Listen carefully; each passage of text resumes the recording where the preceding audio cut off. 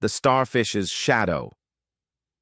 Marijiwe McCabe crouched on the rooftop, her fingers instinctively touching the Tantu totem that hung around her neck.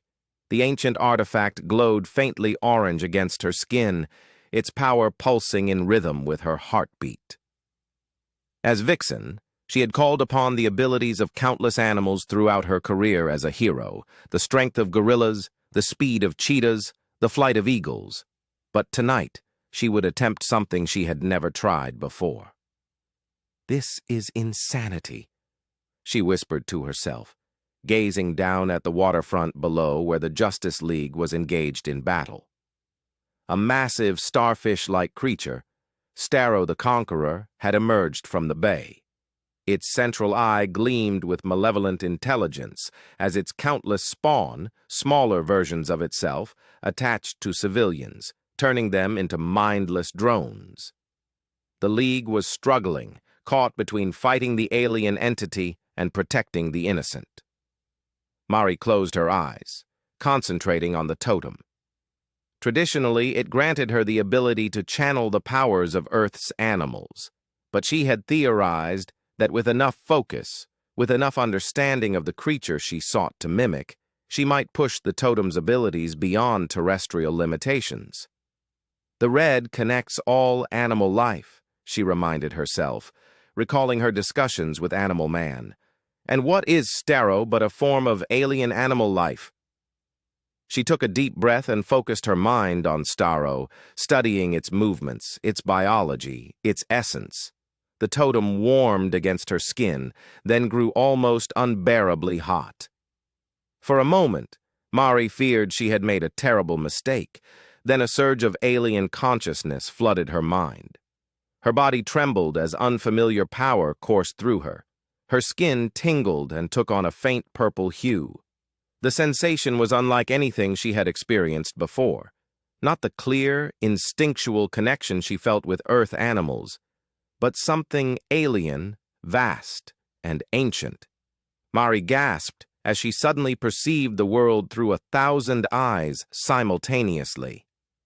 She could sense the neural patterns of people below, could feel the pull to connect, to control, to assimilate. The urge was nearly overwhelming. "No!" she growled, forcing herself to maintain control. "I channel the abilities. They don't channel me." With tremendous effort, she directed the alien power. First, she formed a psychic shield around her own mind, protecting the nearby civilians from Starro's influence. Then, reaching out with her newly acquired telepathic abilities, she began to free those already under Starro's control. Leaping from the rooftop, she descended into the fray. Wonder Woman turned in surprise as Mari landed beside her. "Vixen!" Diana called. "Be careful! Starro's spawn!" "I know," Mari replied, her voice carrying a strange, harmonious undertone. "I can feel them. And more importantly, they can feel me." She stretched out her hand, and the nearest Starro spawn froze in midair. They trembled, caught between two competing signals. Mari pushed harder, and one by one the small starfish creatures began to fall away from their human hosts, dropping harmlessly to the ground. "How are you doing this?" Superman asked as he landed nearby, his eyes wide with amazement. "The totem," Mari explained, her concentration never wavering.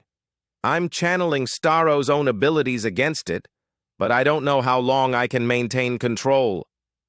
The main Starro entity, sensing the disruption in its network, turned its massive eye toward Mari. She felt its alien mind pressing against hers, ancient, cold, and furious. "Who are you to wield my power?" The thought crashed into her consciousness like a tidal wave. Mari staggered but held her ground. "I am Vixen, guardian of the Red, protector of the animal kingdom, all animal kingdoms." "You are nothing.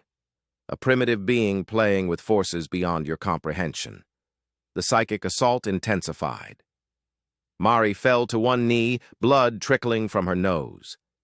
The purple hue of her skin deepened as she struggled to maintain her connection to the totem while resisting Starro's mental onslaught. Through blurred vision, she saw Batman approaching, concern evident even through his cowl. "Vixen, break the connection," he commanded. "You're pushing the totem too far." "No," she gasped. "I can feel its weakness. Water. Fresh water." Understanding dawned on Batman's face. He turned and shouted orders to the other League members. Within moments, Aquaman was manipulating the nearby water mains, and the Flash was creating vortexes to direct streams of fresh water toward the alien entity. Mari used this distraction to push deeper into Starro's consciousness. There, among the alien thoughts and memories spanning millennia, she found what she was looking for: the central neural node that coordinated all of Starro's spawn. With the precision of a surgeon and the ferocity of a lioness protecting her cubs, Mari struck at this weak point. Starro's psychic scream reverberated through her mind, nearly causing her to black out, but she persisted, channeling every ounce of her will through the connection. The massive starfish creature began to convulse. Its spawn fell from their hosts en masse, their control broken. As fresh water poured over its central body, Starro's movements became sluggish. "This is not over, animal speaker." Its final thought echoed in Mari's mind before the connection abruptly severed. The sudden silence in her head was jarring. Mari collapsed, the purple tint fading from her skin. Green Lantern quickly created a construct to catch Starro's massive body before it could crush the civilians below, while Cyborg opened a boom tube to transport the weakened entity to a secure containment facility. "Mari? Mari, can you hear me?" It was Diana's voice, concerned and distant. Mari opened her eyes slowly, finding herself surrounded by her fellow Justice League members. Did we win?" she asked weakly. Superman nodded, a mixture of concern and admiration on his face. "Thanks to you, but what you did was incredibly dangerous." Mari touched the totem, which had cooled once more against her skin. "The red connects all animal life, even those not of Earth. I just never imagined what it would feel like to connect with something so alien." Batman helped her to her feet. "You pushed the limits of your abilities today, but at great risk." "Sometimes that's what being a hero requires," Mari replied, her strength gradually returning. "Besides, now we know something important." "What's that?" Flash asked. Mari smiled grimly. "If Starro ever returns, so can I, with a few tricks of my own." As the League began the cleanup operation, Mari stood for a moment, looking out at the bay where Starro had emerged. The alien consciousness had left an imprint on her mind: vast cosmic oceans, distant stars, and a hive mind spanning galaxies. It was terrifying and awe-inspiring in equal measure. The Tantu totem had protected the women of her family for generations, passing down from mother to daughter. Each wielder had discovered new aspects of its power. Today, Mari had pushed those boundaries further than ever before, opening doorways to possibilities both wondrous and frightening.